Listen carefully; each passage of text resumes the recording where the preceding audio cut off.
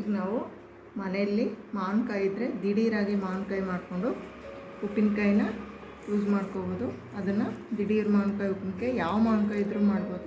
ಅದನ್ನು ಯಾವ ರೀತಿ ಮಾಡೋದ ಅಂತ ಇವತ್ತು ನೋಡೋದ ಬನ್ನಿ. ತುಂಬಾ ಟೇಸ್ಟಿಯಾಗಿರುತ್ತೆ. ಮಾಡಿದ ತಕ್ಷಣ ಯೂಸ್ ಮಾಡ್ಬೋದು. ಏನೇನು ಬೇಕು ಯಾವ ರೀತಿ ಮಾಡೋದ ಅಂತ ತಿಳ್ಕೊಳ್ಳೋದ ಬನ್ನಿ.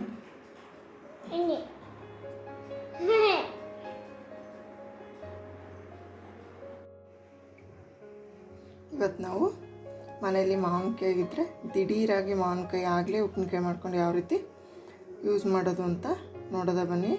ಬೇಗ ಆಗೋಗುತ್ತೆ, ಹಾಗೆ ತುಂಬಾ ಟೇಸ್ಟಿಯಾಗಿರುತ್ತೆ. ಈಗ ನಾವು ಇಲ್ಲಿ ಮಾವಿನಕಾಯಿನ ನಾನಿಲ್ಲಿ ತೋತಾಪುರಿ ಮಾವಿನಕಾಯಿ ತೊಗೊಂಡು ಸಣ್ಣದಾಗಿ ಇಷ್ಟಿಷ್ಟು ಪೀಸು ಹಚ್ಕೊಂಡಿದ್ದೀನಿ.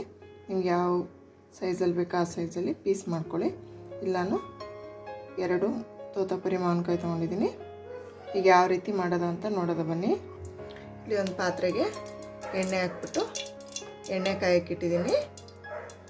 ಈಗ ಇದಕ್ಕೆ ಸ್ವಲ್ಪ ಹಿಂಗೆ ಹಾಕದ,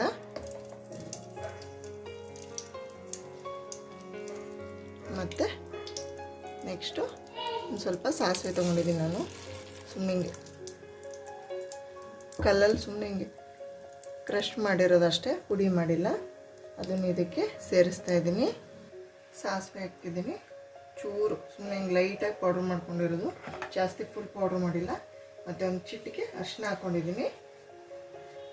ಸಾಸಿವೆನ ಒಂದು ಸ್ವಲ್ಪ ಬೇಳೆ ಬೇಳೆ ಥರ ಮಾಡ್ಕೊಂಡಿದ್ದೀನಿ ಅಷ್ಟೇ. ಅರಿಶಿನ ಹಾಕಿದ್ದೀನಿ ಒಂದು ಚಿಟಿಕೆ, ಮತ್ತು ಸ್ವಲ್ಪ ಅಚ್ಚಕಾರದ ಪುಡಿನ ಸೇರಿಸ್ತಾ ಇದ್ದೀನಿ.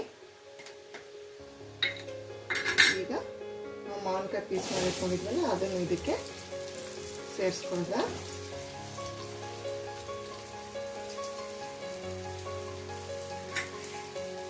ಈಗ ಮಿಕ್ಸ್ ಮಾಡೋದ.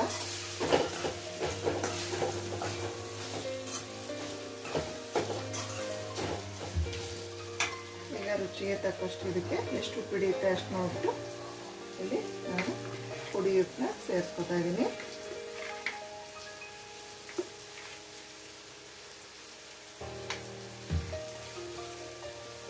ಈಗ ಇದನ್ನ ಮಿಕ್ಸ್ ಮಾಡೋದ.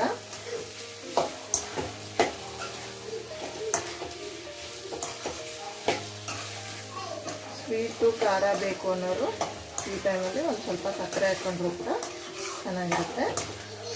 ಈಗ ನೋಡಿ, ದಿಢೀರ್ ಮಾವಿನಕಾಯಿ ಉಪ್ಪಿನಕಾಯಿ ರೆಡಿ ಇದೆ. ಇದು 15ರಿಂದ 1 ತಿಂಗಳಿಟ್ಟು ಕೆಡಲ್ಲ. ಈಗ ಆರಾಮಾಗಿ ಅನ್ನ ಸಾಂಬಾರು ಜೊತೆ ಮೊಸರನ್ನ ಜೊತೆ ದಿಢೀರ್ ಮಾವಿನಕಾಯಿ ಉಪ್ಪಿನಕಾಯಿ ಯೂಸ್ ಮಾಡ್ಬೋದು. ತುಂಬಾ ಟೇಸ್ಟಿಯಾಗಿರುತ್ತೆ. ನೀವೆಲ್ಲ ಒಂದು ಸಲ ಟ್ರೈ ಮಾಡಿ.